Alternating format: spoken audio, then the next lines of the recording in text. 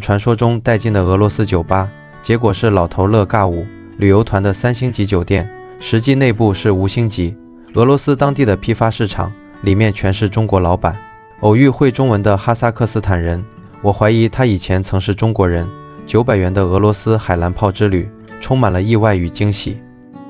这是我们旅游团在海蓝泡的酒店，醒目的标注了3颗星，说明这是一家3星级酒店。从外观看，大楼很新，也具备一定规模，3星实至名归。内部大堂略显局促，前台毛妹坐在柜台里的矮凳里，像没人一样略显随意。没有电梯，房间门锁是手动的，门锁颜色是熟悉的土豪金，彰显出浓浓的招待所风。门上写着吸烟罚款1000卢布。大部分设施比较简单朴素，就是这个灰色的床单枕套让我感觉不太放心。我非常怀疑他们并不是每天更换清洗。电视来自小米，插座是俄式的2元孔，中国的电器必须使用转换器。这种整体浴室其实很不好用，空间狭窄，而且导游反复威胁不要让水漏出来。俄罗斯的卫生间里没有地漏，一旦漏到地面造成房屋损失，可能会面临巨额索赔。这卷卫生纸极其劣质，不但粗糙，而且里面充满了5颜6色的颗粒，应该是废物回炉制造。接下来是晚餐时间，餐厅的招牌上，这是中文风格的俄文字体吗？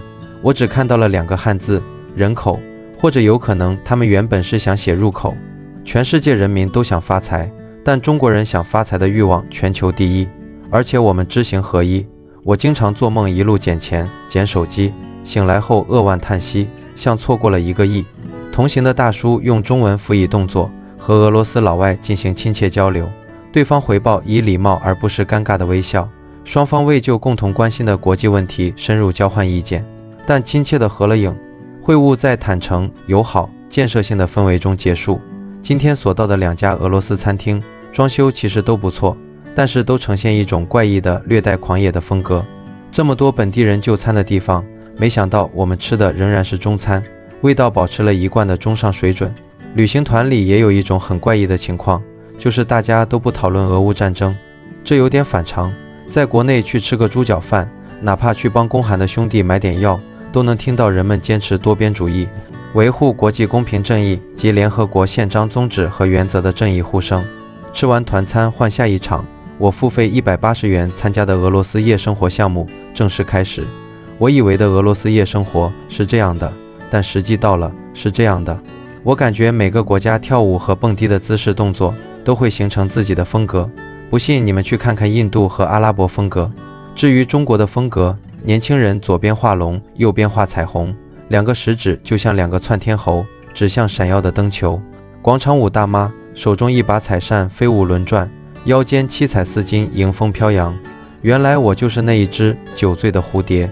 现在我终于理解为什么酒吧要制造黑暗中使用频闪灯的场景，因为对于我们普通人来说，舞蹈动作大概都是难看的，但如果用1秒的频闪灯来进行动作切片，就可以遮丑，明暗交替，看不清全貌，便有了想象空间。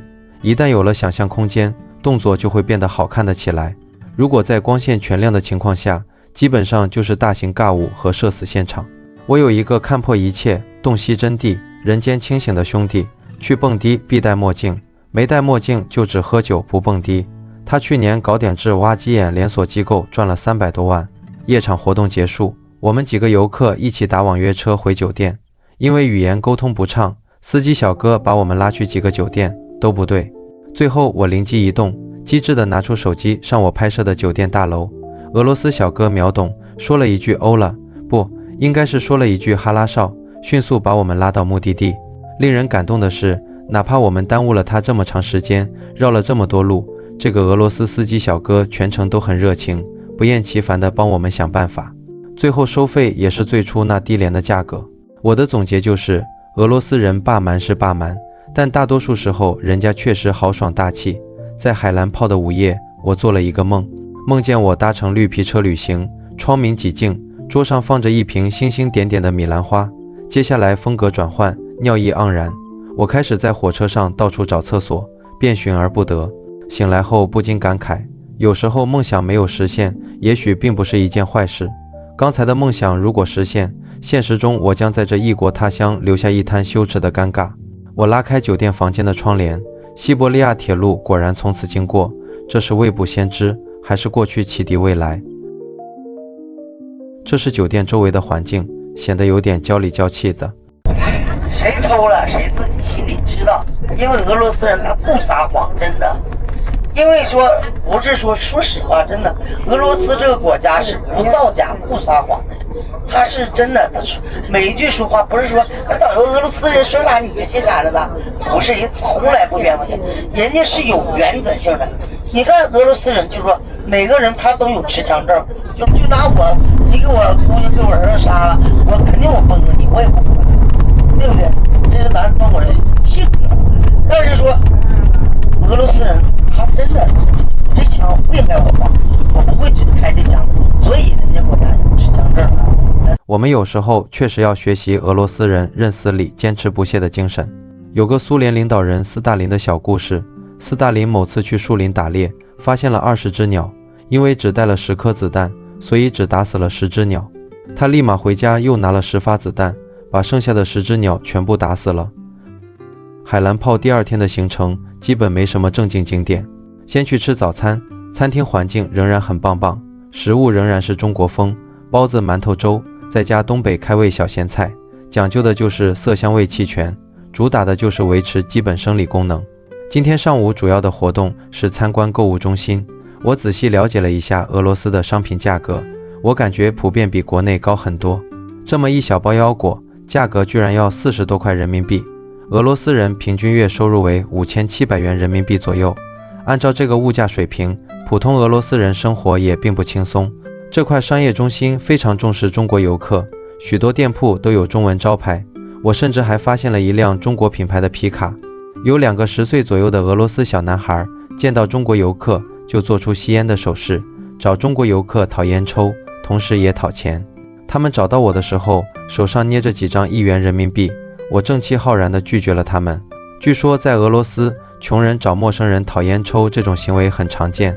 其实俄罗斯的香烟并不贵，国产香烟4到5元人民币一包的都有很多。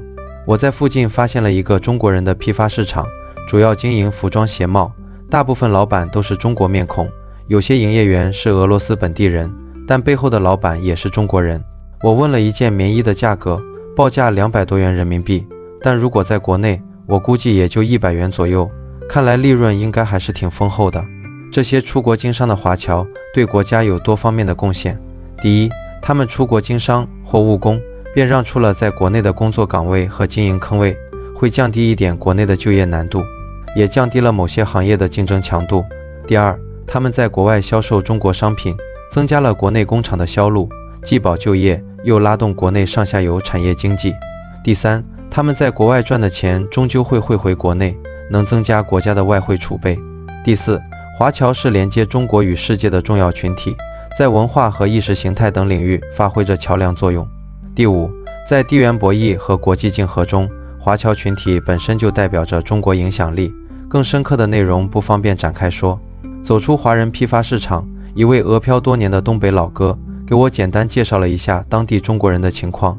10几年前过来做生意就像捡钱似的，现在内卷程度跟国内差不多。东北老哥抓了一大捧像山楂大小的水果给我，说这是俄罗斯本地出产的沙果，我肯定没吃过，一定要尝尝。我简单推脱了几句，然后迅速接下了老哥的馈赠。我的总结就是，你只要在国外遇到东北同胞，指定有你好果子吃。至于果子的味道，有点像小苹果或者像海棠果。带着东北老哥玩得愉快的美好祝愿，我在海蓝炮街头继续闲逛，看到一个卖土耳其烤肉的摊位，想买一个尝尝。摊主是位帅气高瘦、气质清冷的俄罗斯小哥，颇有几分我年轻时的风采。不过因为语言沟通不畅，这单生意进行得并不顺利。此时旁边来了一个中年大哥，用中文跟我打招呼，并帮我用俄语和摊主小哥沟通，顺利地促成了这单跨国生意。这位老哥说他来自哈萨克斯坦，在俄罗斯这边务工。他的中文虽然说带一点新疆那边的口音，但我听得出来，这不是外国人说中文的那种感觉，而是从小生活在中文环境里的表现。我极度怀疑他原先是中国人，是新疆的哈萨克族，之后选择入籍哈萨克斯坦。我直接问他是否以前是中国的哈萨克族，但得到了他果断的否认，说一个冷知识，退出中国国籍的办证费用是250元，其中包括50元的申请费和200元的退籍证书费。不管到底真相如何，我得到了他的热心帮助。就算他是放弃了中国国籍，我们也有曾是异国同胞的缘分。如今分属两国，唯有祝福彼此各自安好。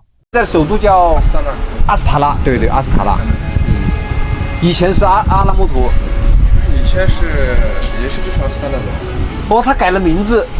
纳扎巴耶夫改回来了。又改回来了。哦，纳扎巴耶夫下台了。下台。现在是那个会中文的那个托卡耶夫。托卡耶。对，托卡耶夫。他中文很好。对。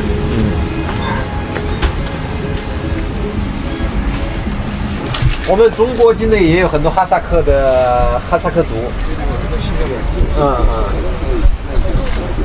估计有几百万吧，我们中国。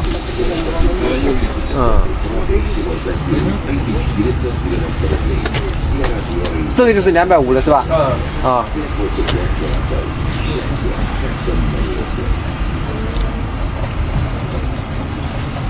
海蓝泡2日游是以一顿最后的午餐来结束。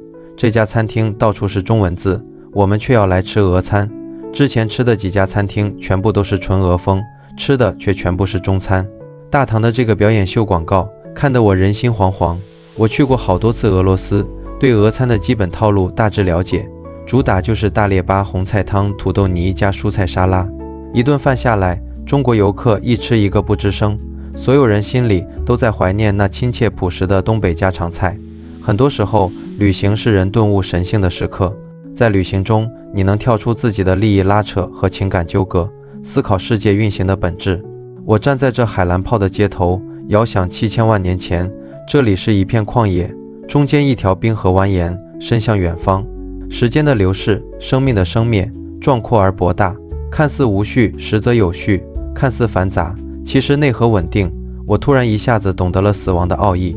人去世后，身体以最小单位融入世界，重新随机排列组合。也许一个人的腋毛里曾经有你眼睛的部分，一条毛毛虫的肛门里有你嘴唇的部分，刚长出的一片法国梧桐树叶里有你心脏的部分。而你的灵魂也是完全稀碎，同样融入世界，重新排列组合。一个未来的伟人灵魂里有你苦恋阿珍的偏执，一只蜗牛的意识里有你浩荡的性欲，一只飞翔的蒲公英寂寥而稀薄的精神悸动中有你酩酊大醉一样的虚妄。但是不管是那些实体还是那些意识，都不再是你。人的死去就像一滴水落入浩瀚大海，水滴瞬间就彻底分离在浩大之中，大海波浪汹涌，再抛飞一颗水滴，又一个人诞生了。我们每个人的人生就是那一滴水跃起和坠落，随机无意。岁月迷离，遇上一朵喝醉的云，它路过叫你的咖啡厅，有过清澈的谜底。季节啊，坠落山顶，回忆啊，留在呼吸。云游离天地，自顾自的虚拟，幻化成露珠和半岛的乌云。我游离天地，自顾自的寻觅，只留下呼啸和灿烂的秘密。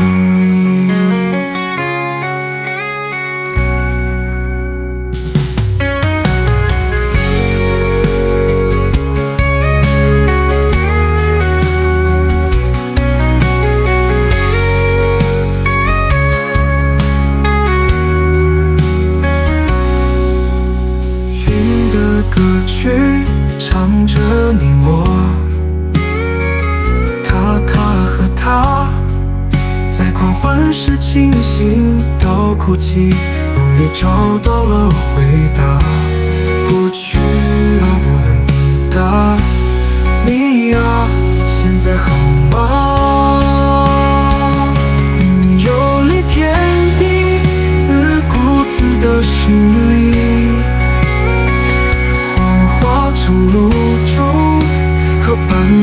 的乌云。我游离天地，自顾自的寻觅，只留下呼啸和灿烂的美。